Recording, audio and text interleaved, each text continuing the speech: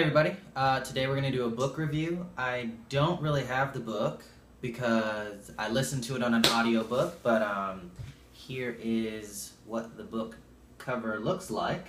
And this book is Sapiens, A Brief History of Mankind by Yuval Noah Harari. I hope you guys can see that, but I'm going to put this down. This book is basically, what it attempts to do is take humans, or Homo sapiens, from the time they appear on planet Earth up until now, and then a little bit beyond, like where are we headed. And so I think it is a really good take on the entire scope of humanity. And I've never read a book like that. I've never really even had a conversation with anybody about the entire scope. Maybe like a little bit like back when we were cavemen, or now that we have the internet. But this is from basically being monkeys to being able to biologically engineer new arms and legs and stuff like that. And so it's a really interesting take on not only the evolution of Homo sapiens, how we have come to gain all these skills, use these tools, make planes and cars and stuff like that, but also why we did it or how we did it, and then why other animals didn't do it, because there's plenty of smart animals out there, but why are we basically the only ones that bridge that gap and became these people that make houses, these people that make computers and stuff like that. I think that this book is really good because it's not really like a textbook. I mean, it does have a lot of information like a textbook does, but it reads really well like a book. The way Yuval talks about all of the topics that he touches on in the book, it's not boring at all. It's very interesting, and it gets you to thinking like, maybe some of the stuff that I've just thought is true, or maybe some of the things that I've been told are really kind of skewed or biased, and it makes you do a lot of thinking and introspection on what you know to be humanity and what you know about your own life. And he's just basically presenting facts in a nice story format. But these facts are extremely important to everybody because they're facts about humans, and everybody's a human. So I think this is a really good book in that respect. And also I think that one of the main things that is excellent about this book is that it looks at everything from as non-biased a perspective as it can.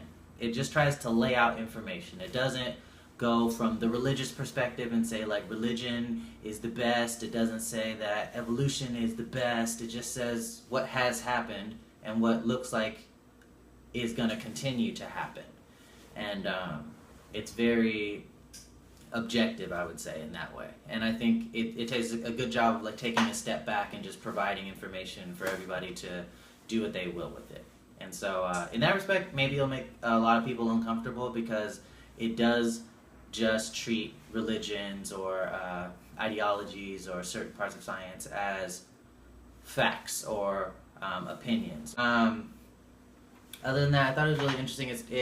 It goes from the beginning of what we have done as humans, and it progresses more and more into where we are now, and then the last part of the book, it talks about where we're going and some of the implications of some of the technologies we're developing right now. And it's really interesting to see all of the, or really to read or listen, because I was on audiobook, but it's really interesting to hear all of the possibilities that can come up.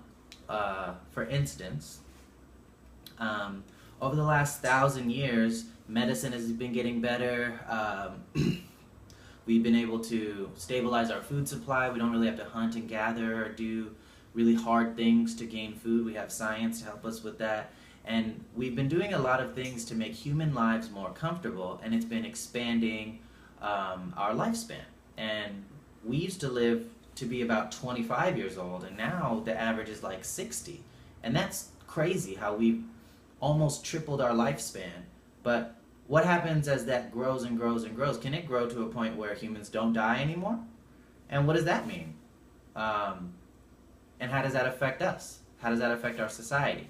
And it brings up questions like that, and it really doesn't bring them up to kind of pick a side and tell you what's right or wrong. Just like these things are probably going to come up, and they may come up in our lifetime. So are we prepared to have those discussions?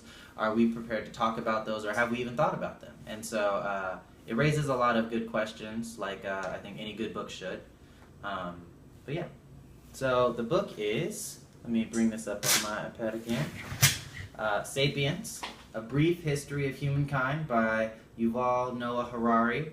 Honestly, I think this is one of my favorite books. Actually, this might be my favorite book because Gravity's Rainbow is great, and it's just like this book, a long, not picture book. It's definitely a word book, but this book makes a lot of sense, and all the questions I have from this book are much more relatable to my life, unlike Gravity's Rainbow. So, yes, it's kind of a long book. It's about this thick, or it's about a bunch of hours if you listen to it. I think it's like 15 hours or something like that. Probably more than that. But I would say it's definitely worth it. I would say it's definitely worth it to make your kids listen to it, or make your mom or whoever is close to you listen to it, and for you to listen to it, because I think this book is much, much better if you have somebody to discuss the topics in the book with you and have that perspective, like you both got the information from the book and then you guys got to talk about it. I think you'd have some really amazing conversations off of that. But this book is honestly, I would say a read for everybody. Even if it does make you uncomfortable, there's still some thinking to be done, and I think that the type of thought that this book provokes is good for everybody. So once again, Sapiens, A Brief History of Humankind by Yuval Noah Harari, and yeah, I would definitely recommend